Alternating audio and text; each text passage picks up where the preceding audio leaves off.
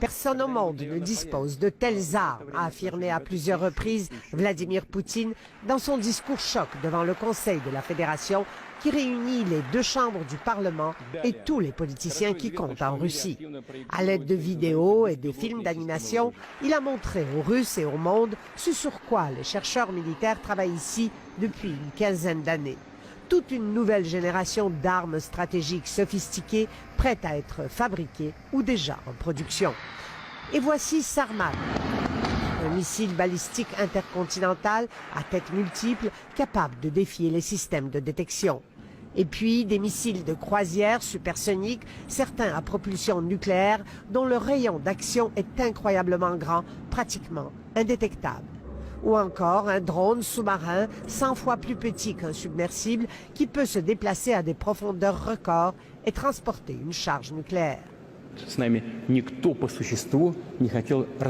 Personne ne voulait nous écouter quand nous disions « il ne faut pas changer les équilibres stratégiques », a dit le président russe.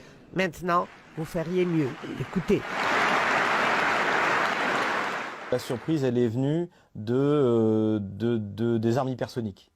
On sait que les États-Unis, les Chinois, les Russes travaillent sur des armes hypersoniques, mais personne n'imaginait, en tout cas pas moi, que les Russes étaient aussi avancés et qu'en fait ils étaient sur le point de se doter, de mettre ces armes en dotation.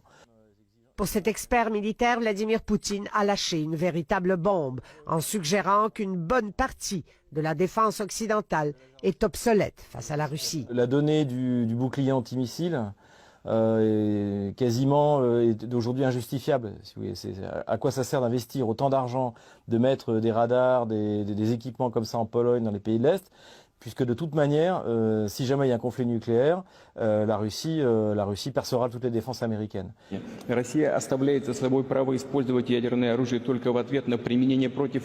Vladimir Poutine a répété, la Russie n'utilisera ses armes que si son territoire est attaqué ou si un de ses alliés est visé par des armes de destruction massive. Mais plus question de prendre à la légère les capacités stratégiques de Moscou, dit le maître du Kremlin, qui s'apprête à rester un autre 6 ans à la tête du pays. Attention, la Russie de Vladimir Poutine pourrait s'avérer être un ennemi redoutable. Ici Alexandra Chatska, Radio-Canada, Moscou.